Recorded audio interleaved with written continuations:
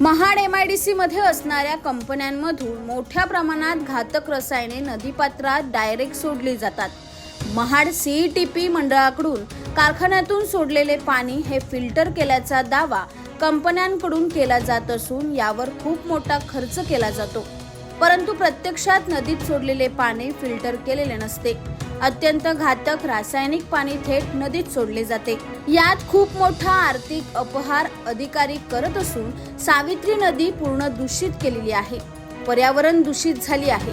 अनेकदा नदीतील मासे मृत झाले आहेत।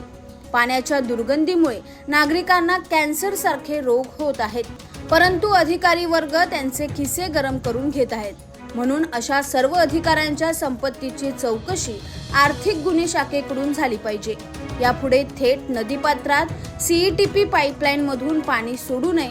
नदीकिनारी छोटा तलाव बांधून तलावात CETP चे पाणी व मासे सोडून जर मासे जगले तरच तलावातून पाणी नदीपात्रात सोडले जावे। तातडीने कारवाई व्हावी।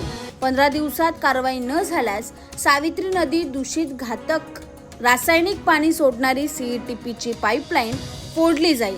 परिणामांची सर्व जबाबदारी महाड औद्योगिक महामंडळाची आणि महाड CETP प्लॉटची असेल, असे पत्र संबंधित विभाग व प्रशासनाला देण्यात आले आहे। यावेळी वंचित बहुजन माथाडी व जनरल कामगार ट्रान्सपोर्ट युनियन रायगड जिल्हा अध्यक्ष नागेश चंद्रकांत देशमुख, जिल्हा उपाध्यक्ष दीपक प्रकाश गायकवाड, जिल्हा सचिव श्री हर्ष श्रीकांत कांबळे, जिल्हा सदस्य निकत तांबट, रिक्षा युनियनचे खजिनदार रुपेश सकपाळ आणि कार्यकर्ते उपस्थित होते। व्हिडिओ जर्नलिस्ट सुनील साठे सहित मुख्य संपादक उत्तम Desai, news 18 crime times, Mahad. Subscribe now and press the bell icon. Never miss an update.